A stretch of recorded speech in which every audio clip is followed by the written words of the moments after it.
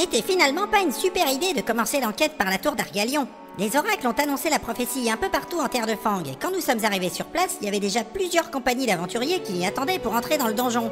La CDD leur avait même attribué des numéros. Devant la tour se trouvait aussi le vieux Tulgar qui nous a dit que ça ne servait à rien de rester là. Je dois dire que ça nous a bien fait râler parce que c'était lui qui nous avait dit de venir. Et puis moi j'avais la forme, j'étais prête à lancer des tas de sortilèges. Enfin, comme Gontran Théogal était parti, Tulgar nous a conseillé de prendre une mission d'escorte pour continuer l'enquête dans la grande cité de Glarg. Et c'est pour ça qu'on doit revenir à Tourneport.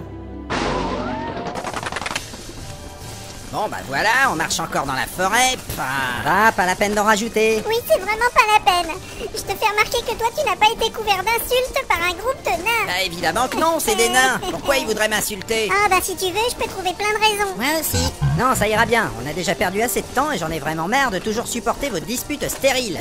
N'empêche, je suis pas une connasse qui sent le derrière de poney. Mais non. Pourquoi on n'a pas combattu à la tour? Mais t'as vraiment rien écouté? Non, le vieux parlait trop vite. Il est chiant. C'est à cause du niveau de la tour. En plus, il y avait déjà plein d'aventuriers à l'intérieur. La tour d'Argalion est devenue un donjon de niveau 12. On n'avait rien à faire là-bas. Et je te rappelle qu'un groupe de niveau supérieur à 8 s'est fait démolir il y a même pas une heure. Les nulos.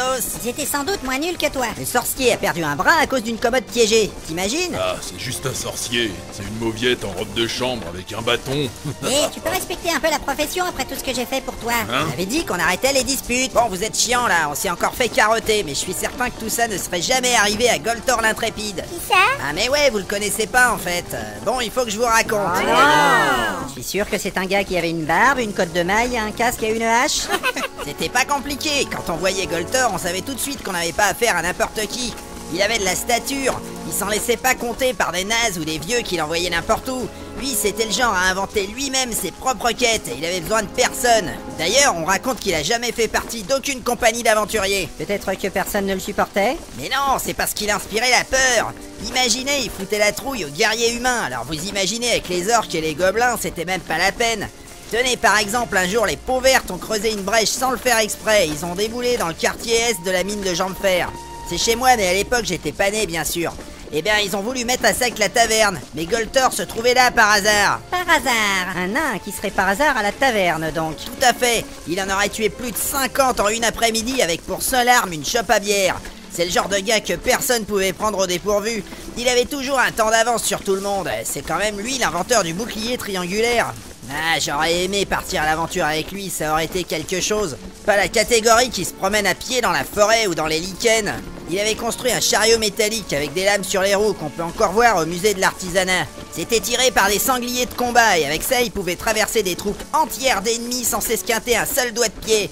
Enfin bref, vous imaginez bien que ce type-là, c'est pas pour rien qu'il a une statue dans 3 cités naines.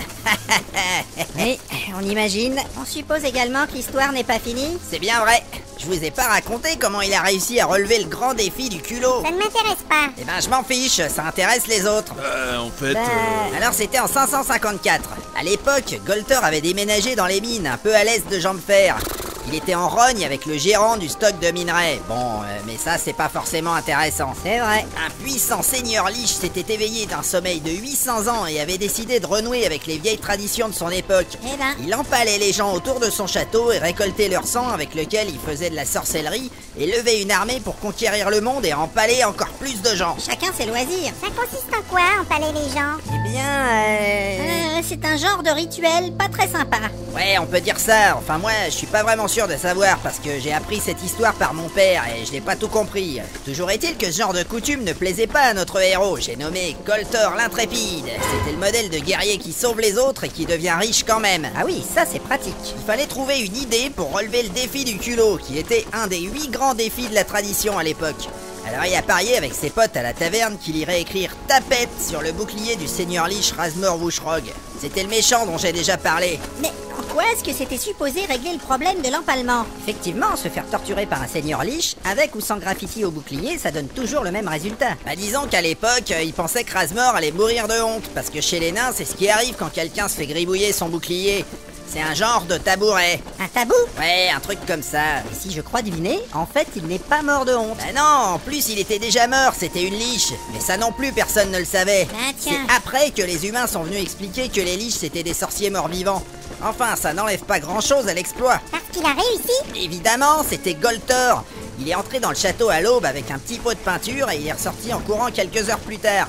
Il était poursuivi par plusieurs squelettes et le seigneur Lich qui portait son bouclier sur lequel on pouvait lire le graffiti à la peinture rouge. Il y avait plusieurs témoins. Ils ont réussi à les semer parce que les squelettes ça court pas vite. Ensuite, on a fait un grand banquet dans les mines de l'Est et tout le monde a félicité Goltor et c'est clair que personne d'autre n'aurait pu réussir. C'était une grande fête dans l'histoire des nains. Et ça reste une date prestigieuse dans la lutte contre les forces du mal. Mais... Sauf qu'ils n'ont pas sauvé les gens. Ouais bon, de ce côté-là, c'est vrai que c'était pas forcément terrible.